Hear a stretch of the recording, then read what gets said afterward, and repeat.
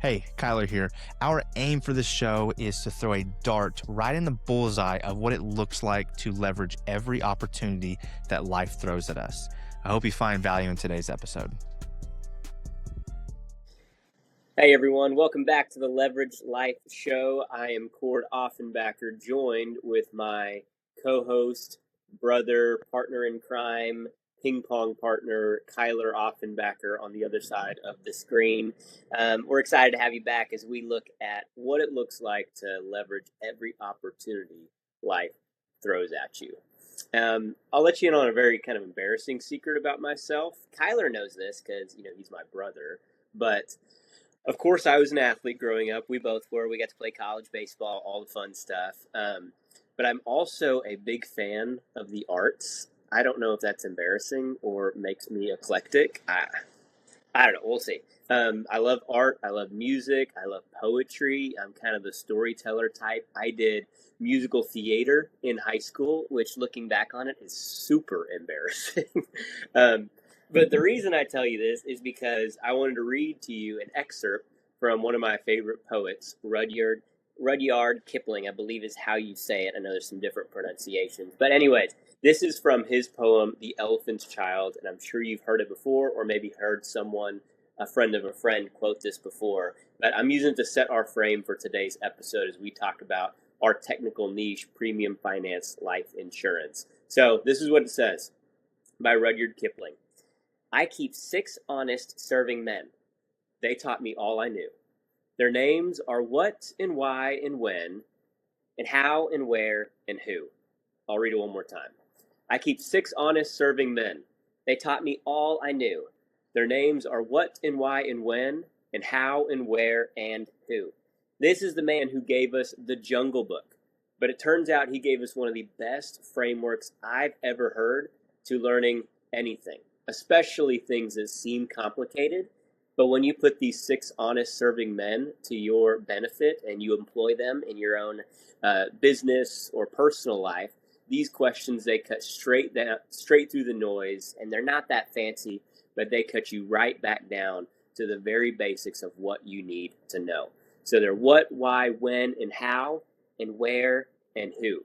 So today we're going to let Rudyard Kipling lead us with those 6 questions, and we're looking for 6 honest answers as we go back and forth. And by the end, I hope you have a better framework and understanding as we answer these questions on what premium finance life insurance is actually all about.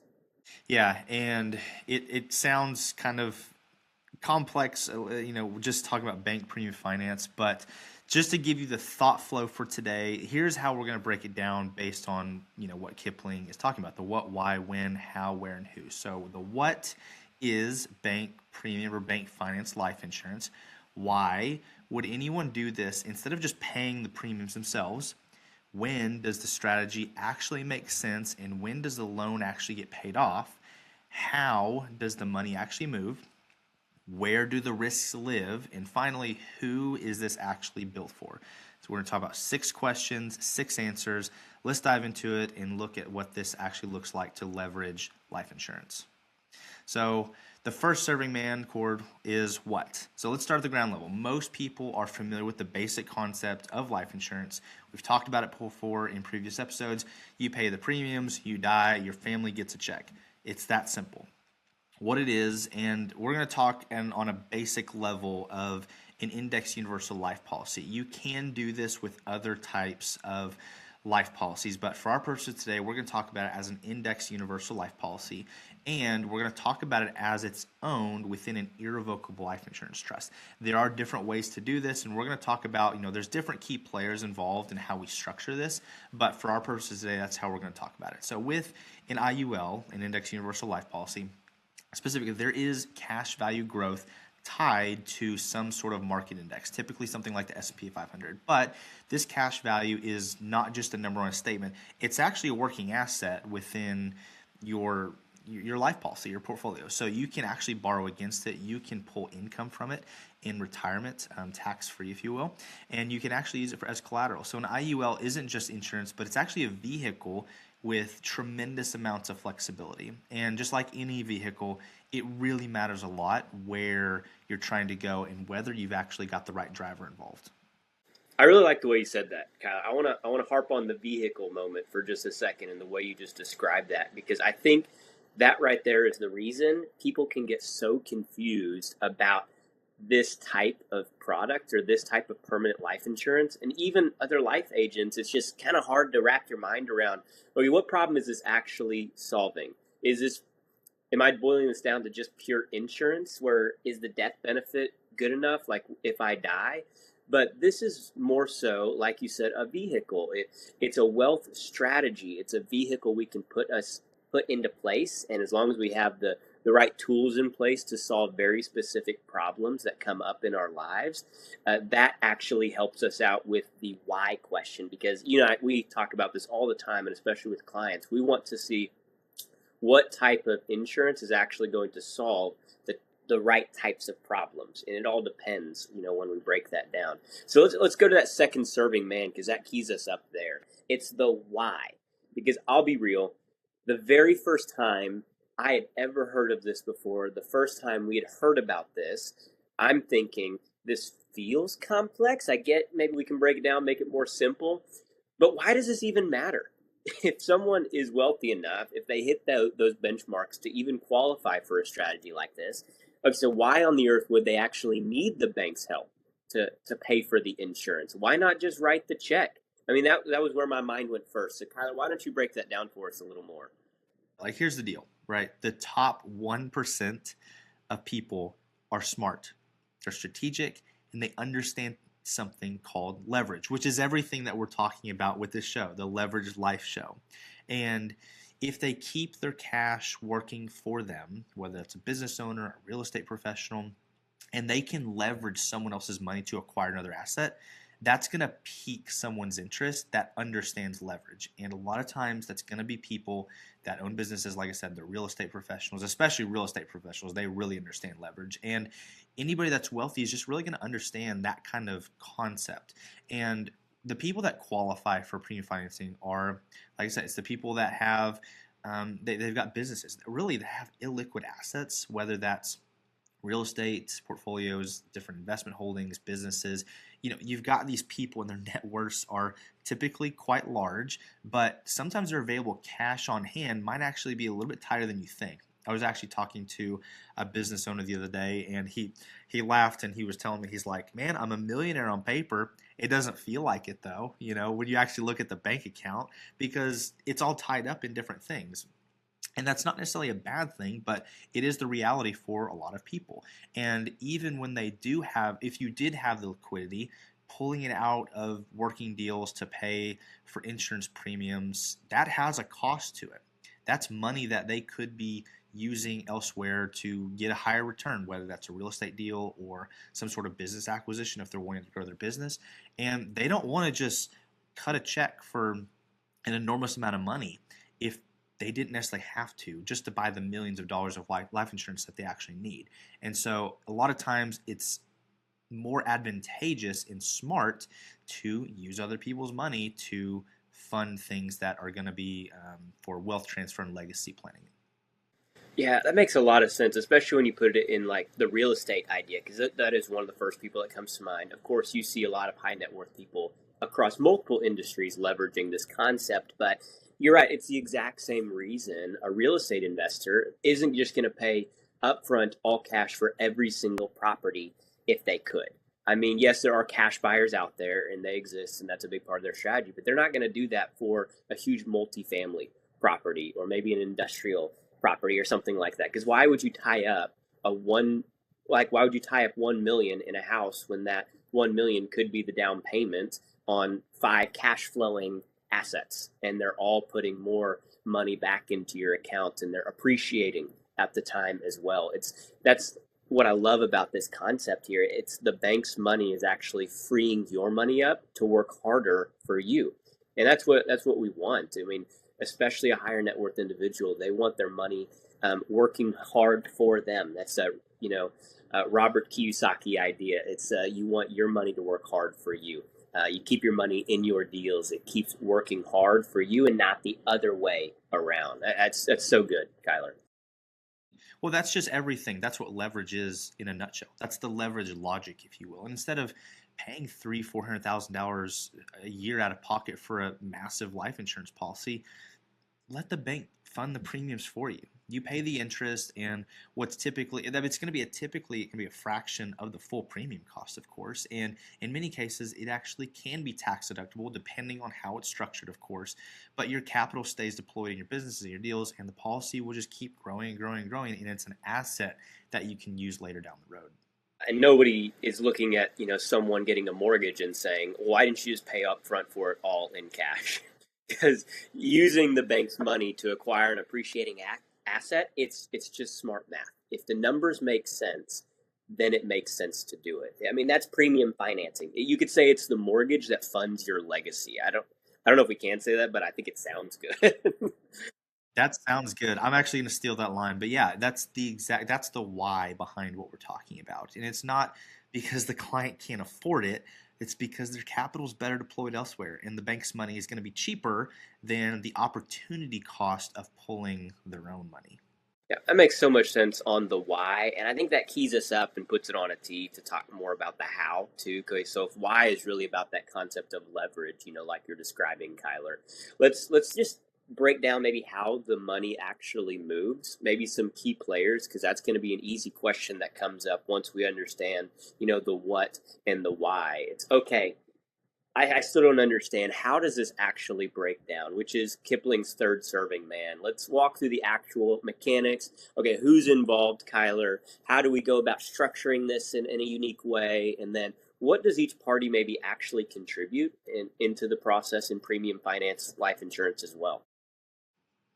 Yeah, I was literally talking with a CPA the other day and talking about this and kind of seeing if he's ever been doing that kind of this stuff or he's heard about it. And I had to really explain to him, it's like, hey, there's a lot of different players involved with this, and it's not a one person show.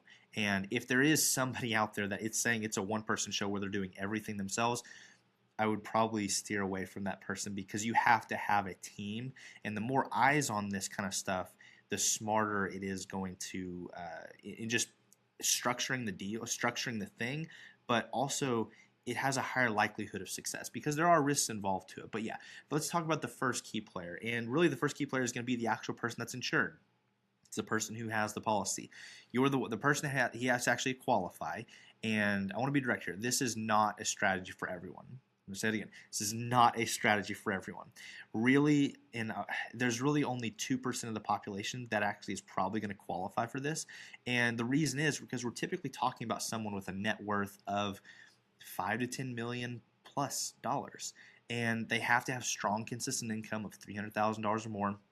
And really the people we're talking about, like I said, a business owner, real estate professionals, they're going to have significant assets like real estate, business holdings, good investment portfolios. And if these numbers don't match up with the kind of person that you're looking at possibly doing this with, then it's not the right tool. And there are some other great tools for other people at earlier stages of the wealth building process, but at a bare minimum, we're looking at $5 to $10 million.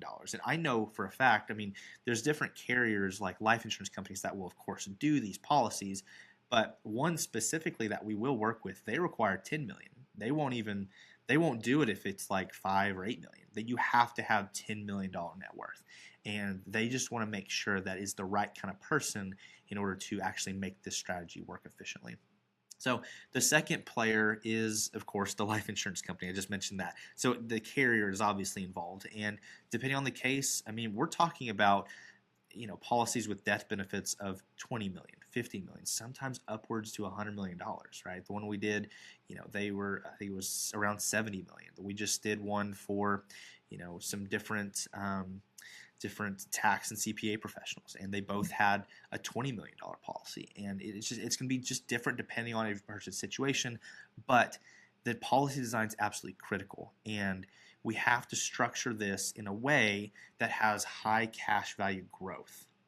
You have to have high cash value growth relative to just how the policy is performing, which again requires several different people to have their eyes in making sure this is going to work appropriately. And so I was on a Zoom call the other day with a carrier, and there was 3 or 4 people from that carrier specifically on the call as regional vice president, and they had similar their team of people that they do the bank premium financing for this carrier. It was their that team specifically, and then we also had our financial analyst, and it was us as well. So there was like 5 or 6 people on this Zoom call, and we're all talking about this stuff. And so we have to make sure everyone's on the same page, because we all have a different role, and each person's role is critically important. And so that's going to be the second piece, is going to be the actual life insurance company itself.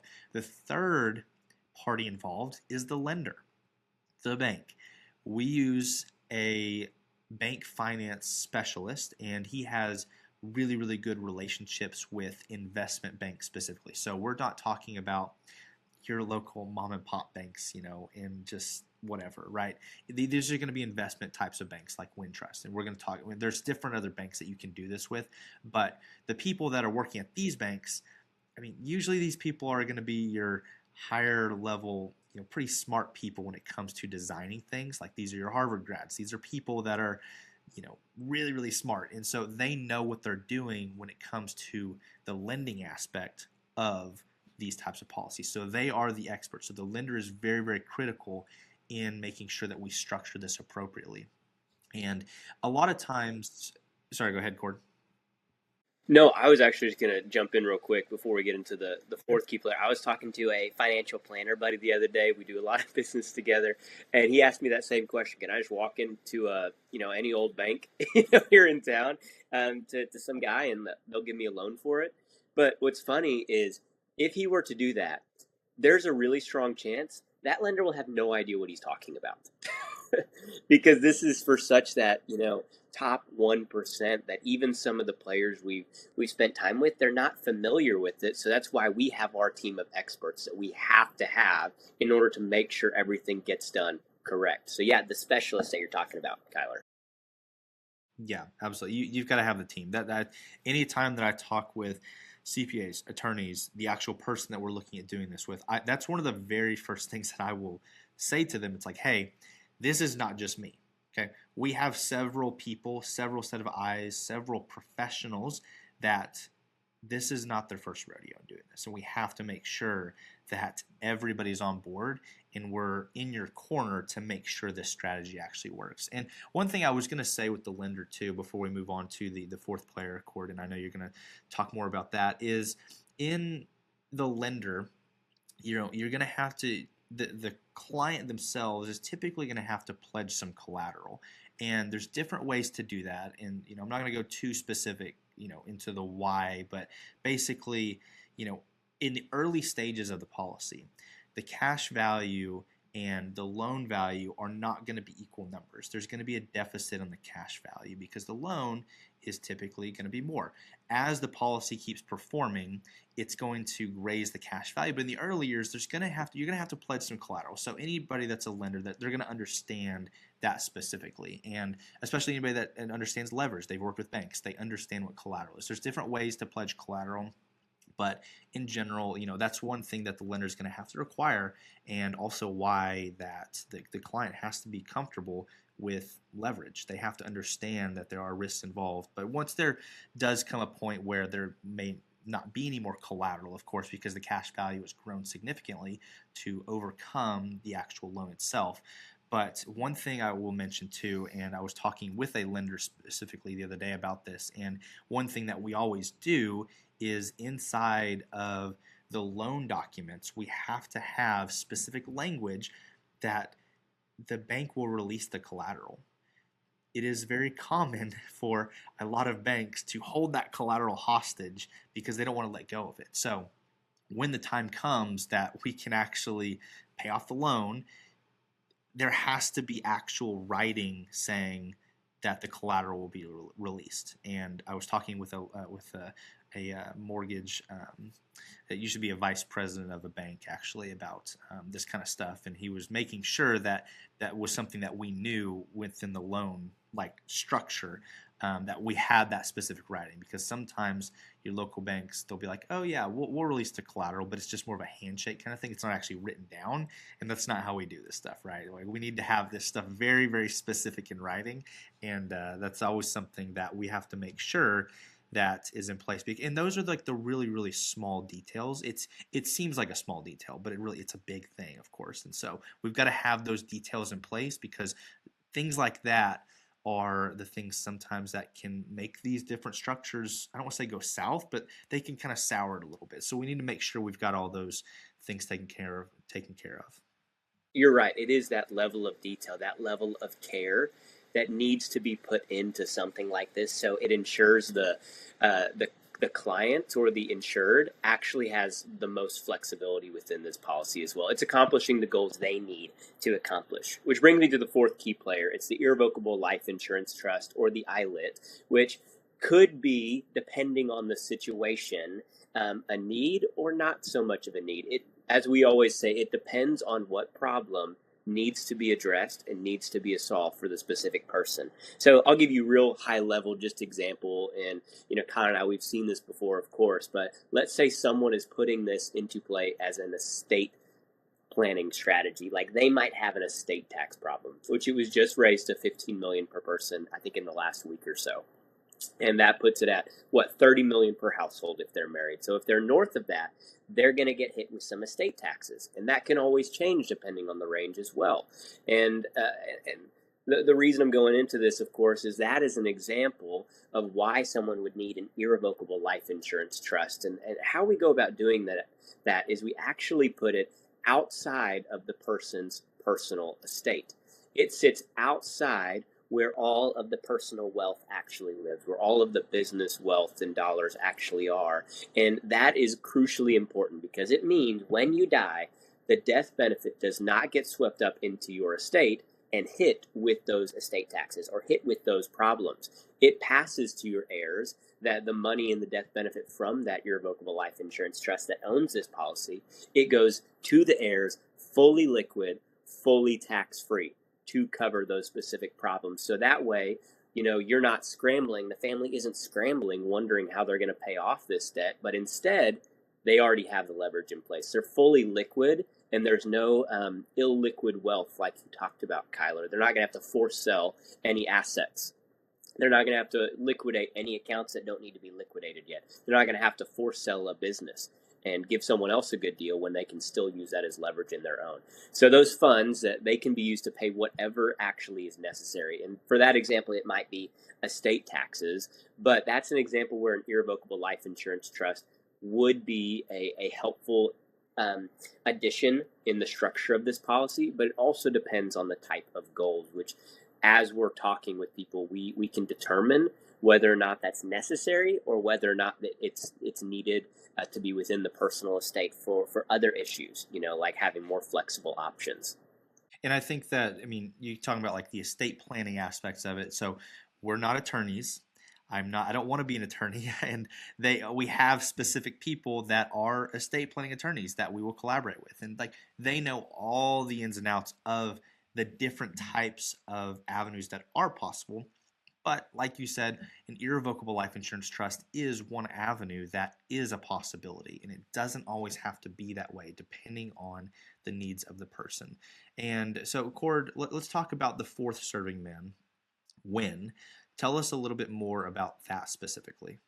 When we're thinking about when, we are asking that main question, okay, so the bank is funding my premiums. So when does that loan actually get paid off? And I know we have two really clean exit scenarios, two well-designed plans that I think you're really good at talking about it, because you're so, like, the expert type. So tell us how this policy actually is getting paid off. What is the timeline of that? And we'll answer Kipling's fourth serving man, the when aspect of it, with the exit strategies. So when we talk about different exit strategies, there's two primary ones that come to mind. And I want to make sure it's very clear. This is not free life insurance. Okay, we've talked about that before, and we're gonna, every time we talk, we said this is not free life insurance. And you have to understand that you're getting a loan from a bank, so the bank has to be paid back. That is a key thing that people have to understand. The bank has to be paid back. And so when we talk about exit strategies, we're going to talk about the most common, with this as being if you're still alive, of course, but the most common target about paying the bank back is typically going to be your 15 to 20 within the matriculation, if you will, of the policy. So at years 15 to 20, we're going to typically have the ability to pay off the loan for the bank, to pay off the bank. And the policy's accumulated cash value has grown enough to retire the loan completely. So what you're going to do is you're going to take the cash value once it has surpassed the actual loan amount. But the key thing that I really want to talk through actually really quick before we get too far is when you actually do the illustration of this, you can actually see the numbers of how much the policy is going to grow. And there is a certain time when the cash value does meet the amount of the loan. You could technically pay it off then, but it's not the smartest way to do that because now you have zero cash value. You have nothing for the policy to continue to grow with. And so even when that policy does match the loan value, we're typically going to let it ride a little bit. We need to let that continue to grow more so that way when we do pay off the loan, you still have extra cash value that's going to continue to grow with the policy performance. And so we're going to let that go a little bit longer. That's why I said it typically is going to be around years 15 to 20. And so when that happens, we're going to take that money from the cash value and we're going to pay it off. We're going to pay off the loan from the bank. And the big thing here is to realize the death benefit is still fully intact. And you can, there's different things you can do down the road. Like I mentioned earlier, you can take tax-free distributions, whether that you want to do that or not with regards to retirement income. And so really that's an ideal scenario, but we have to make sure that the policy is performing. And so we're looking at this every single year to make sure that the policy is doing what it needs to do. And if it's not performing like we think it should, then we've got to tweak something. So this is not a set it and forget it kind of thing. We are servicing this stuff for 10, 15, 20 years down the road. And so you got to make sure that your team in place is going to be around to be able to keep servicing that and make sure that you can actually see this to fruition completely down the road. So that's the first type of exit strategy we could consider. Well, you're right on. It just needs that forward thinking. It needs the constant maintenance to make sure it's performing the way it needs to. And then you have to be that visionary forward thinking. And so many people who actually qualify for this, that is who they are because they didn't get here by accident. They're thinking way ahead and they might have this specific problem that needs to be resolved, but that's why people in the spot just eat it up. Because the policy, it kind of pays for itself. You're leveraging the bank's money, you're building an asset, and eventually that asset is big enough that you can hand the bank its money back. You get the policy completely paid off, and then all the flexible options, they just start coming. It's that compounding effect of where your leverage is really starting to pay off in your favor. Exactly. Yeah, I love that's why we love the concept of this because it's so specific. It solves a very, very unique problem for a very unique individual. And so we talked about the first scenario. Let's talk about the second scenario. So the second one is if you pass before the loan is retired, which can happen, of course. Life is unpredictable, which is, why we always have to have those real conversations with people because when you pass, there's going to be people that still have to make sure this stuff, works out the way it was intended, even if you're not here, because that's what life insurance is. We've got to have all these different things in place to make sure it still plays out. And in that case, if you do pass before the loan's actually retired, the lender gets paid back first. Like I said earlier, you have to pay back the lender. They're going to get their money. You got to pay back the lender, and that's going to come from the death benefit. Whatever remains with the death benefit, the net death benefit after that is going to be passed to the heirs or the trust or however it's been set up. It's going to be tax-free. Look, the estate tax problem is solved if that is going to be an issue, of course. We talked about that. Not everybody's going to have an estate tax problem. But the biggest thing is the family's protected. The business doesn't have to be sold. They don't have to sell off real estate. They don't have to do forced sales for all of these different assets that this person's or the family they've built this life upon. And it's going to be a massive, massive wealth building strategy and transfer eventually to their heirs and long down the road. So, that goes back to the person that's going to be doing this kind of stuff. They're forward thinking. They are providers for their family, and they're going to make sure that when they're gone, their families are going to be taken care of for generations. If you're serious about making smart decisions with your money and protecting the people who matter most, this is where clarity starts. The reality is, most people don't lack options, they lack clear strategy that actually fits their life. At the Leverage Life Show, we help individuals and families understand what makes sense for your situation, whether that's life insurance, final expense planning, or more advanced strategies like bank premium financing. If you want to take the next step with confidence, text SHOW to 479-396-3528. We'll help you get clear before you make a decision. Now let's get back to the show.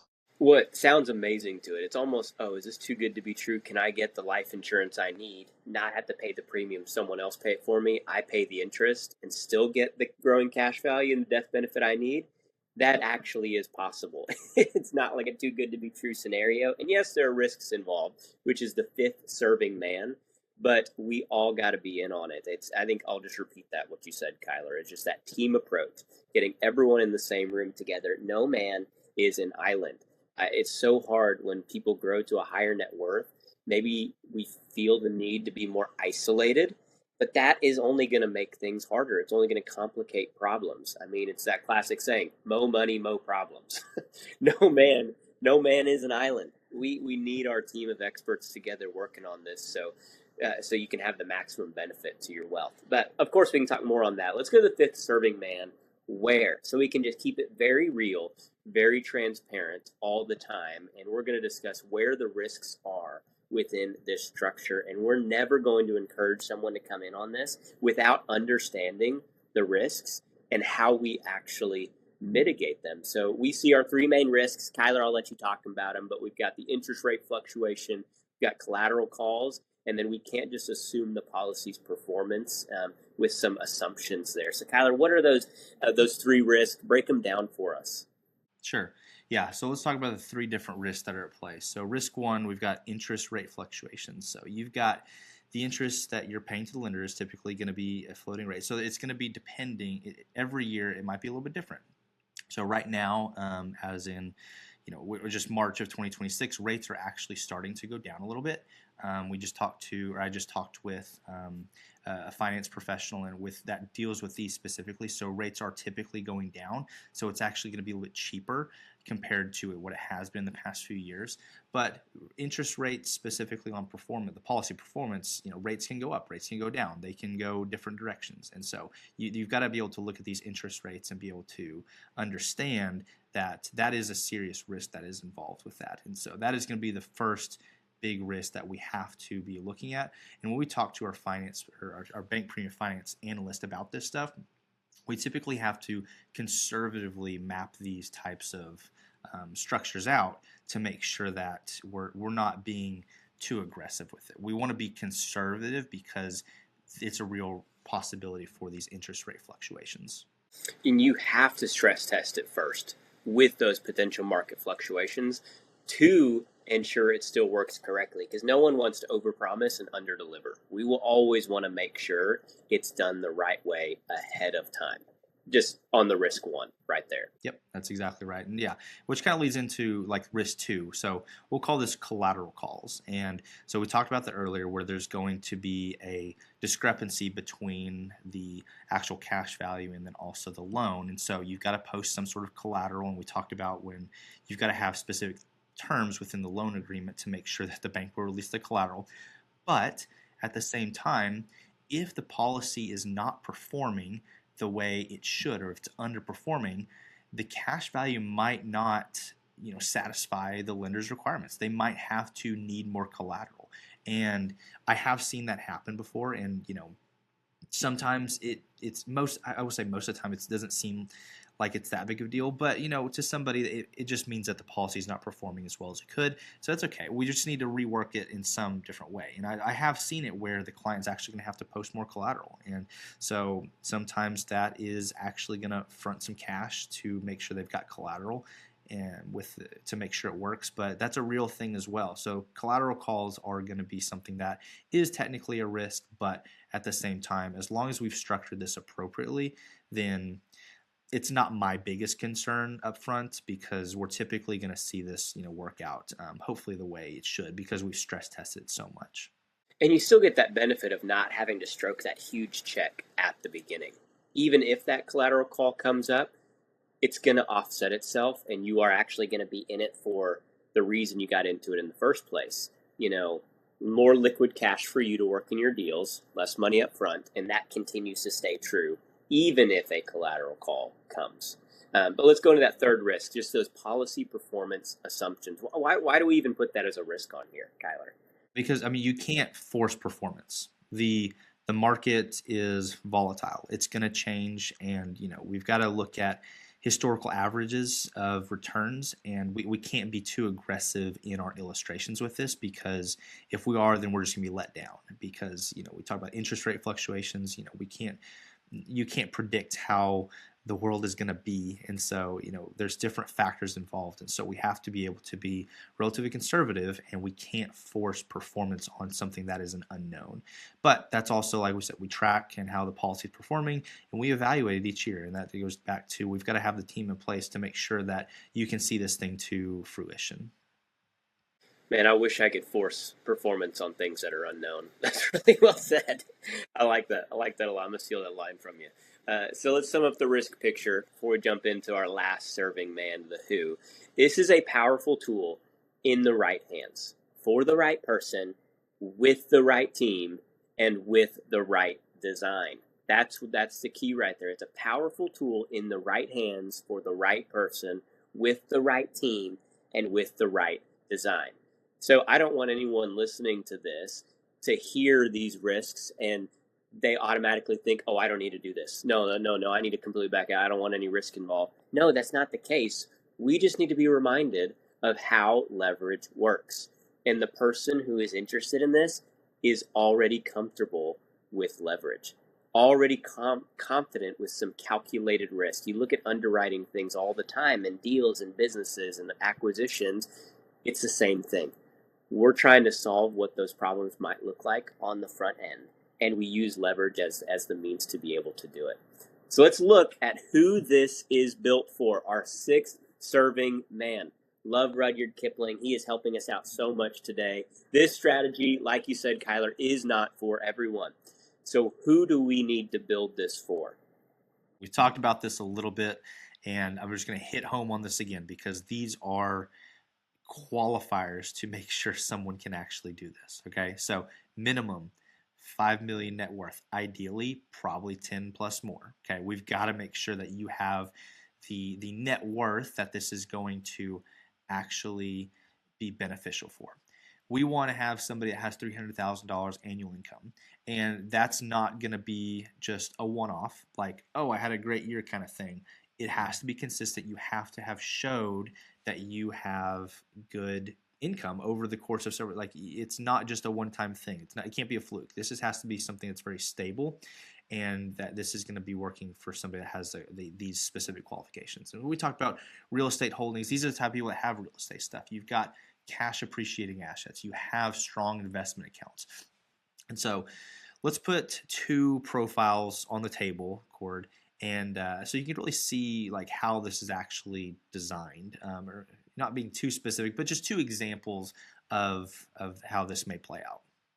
Well, I'll give you the first one, maybe the mistake scenario, the not prepared person. This is a real life musician, very high net worth man that we affectionately called Prince. I mean, he's maybe a little ahead of our time, but still dominated the music scene, pop icon, one of the best, top 10 Super Bowl performance halftime shows that's ever been done. You can watch it on YouTube. You can still listen to it today. Many people don't know this, but did you know that he actually had nothing planned out concerning his estate and zero life insurance in place? You would think someone of his profile, someone of his high net worth, would have thought about that. It took, I think, 7 to 10 years to officially settle everything in his estate. And I think it was finally valued. It was somewhere between the 150 million and the 200 million. I don't know exactly off the top of my head, but it was right in that range. And Kyler, if you just had to ballpark how much he lost to estate taxes, what would you say? I mean, I think the article I was looking at the other day, I think it was around $100 million that was lost to estate taxes. Yeah, exactly right. You've done this a couple times. I can tell you've done this before. 100 million to estate taxes, and that is including a long drawn out court battle for years to finally get it all settled and everything. But if he had gone a different route and put the right structures in place, had the right team in place, he would have had the attorneys draft up the right documentation concerning the estate planning. He would have had people like us, the life insurance specialists, come in and draft this exact type of policy and put into an irrevocable life insurance trust that owns the universal or the permanent life insurance policy, the IUL policy, and immediately upon his death, that would have been covered and then some. And his family would not have lost any of those dollars in place. It's a real life example of someone who, if it had been planned better, that would have never been an issue. Everything would have been solved the exact way it needed to. So that's profile one. But profile two, Kyle, I'm going to let you talk about this entrepreneur who did think about this and what that looked like. So we could pull different examples of people that we've done this for, but we won't give any names, of course. But let's just talk about let's say he's 45 years old, right? Strong entrepreneur, pulling, depending on the year, $600,000 to $900,000 a year across multiple businesses.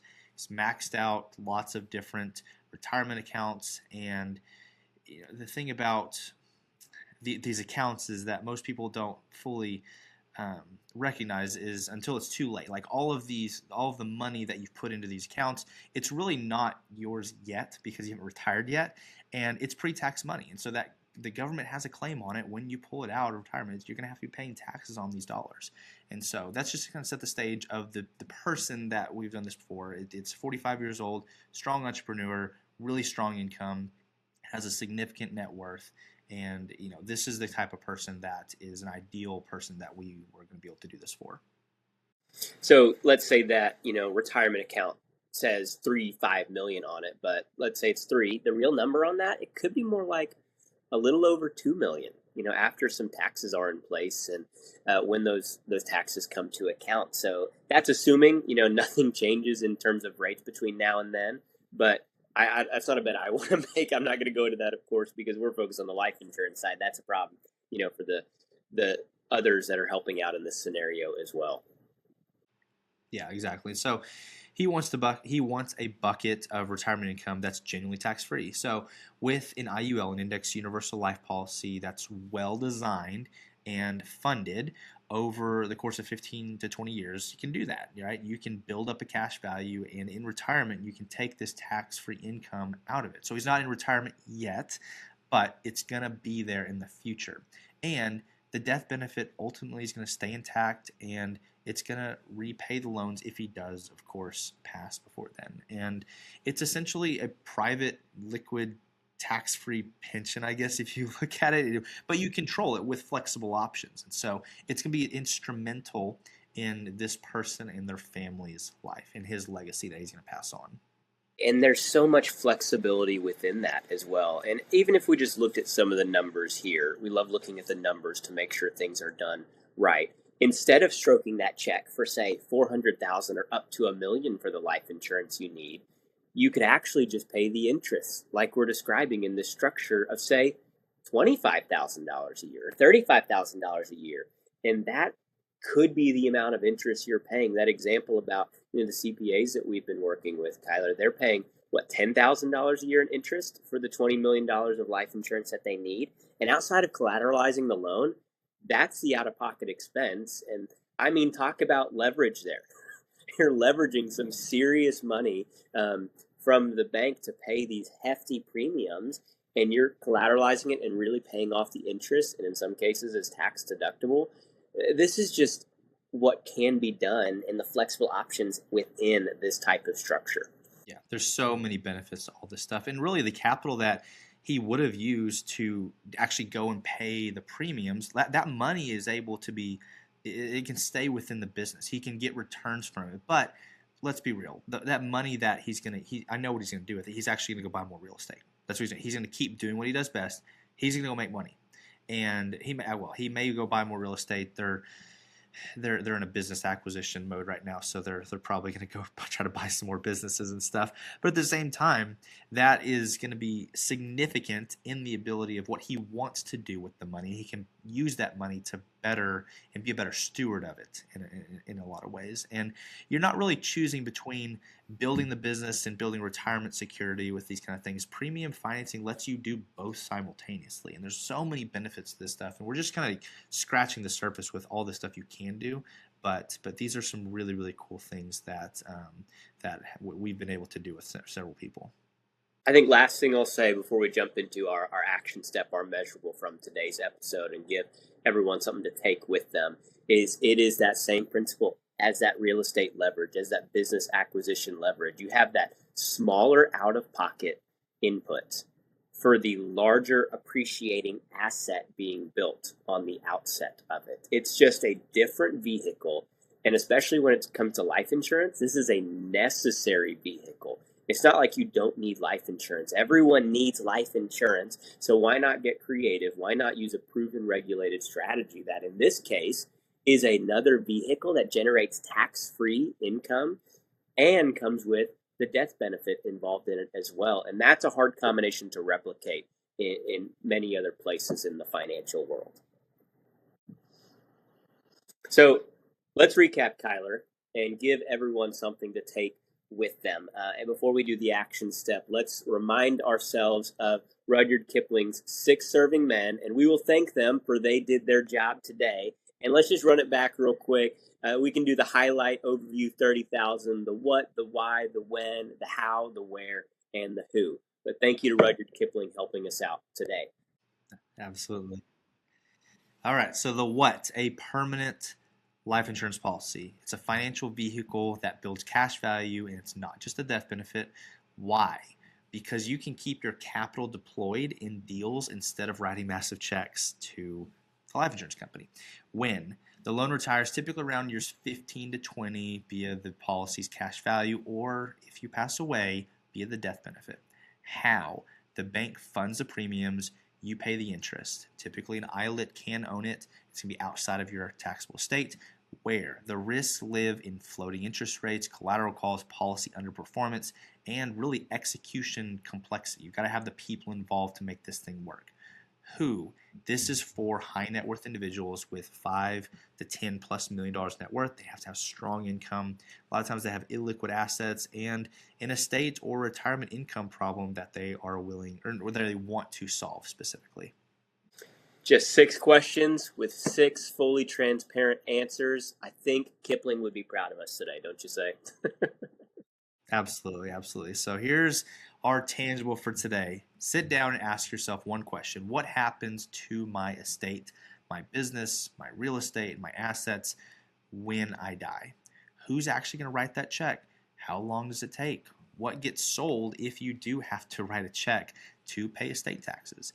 And if you've never actually mapped that out with real numbers, not just theoretical stuff, but with your actual numbers in front of you, then this might be your sign or your action step this week to map it out.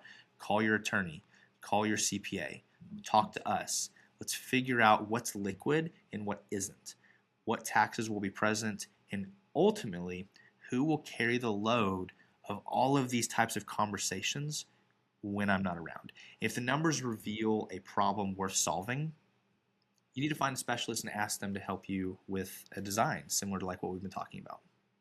And that's what I love about this strategy, Kyler. It's because wealthy people have figured out that leveraging the bank's money is so much better than liquidating a legacy that you've created.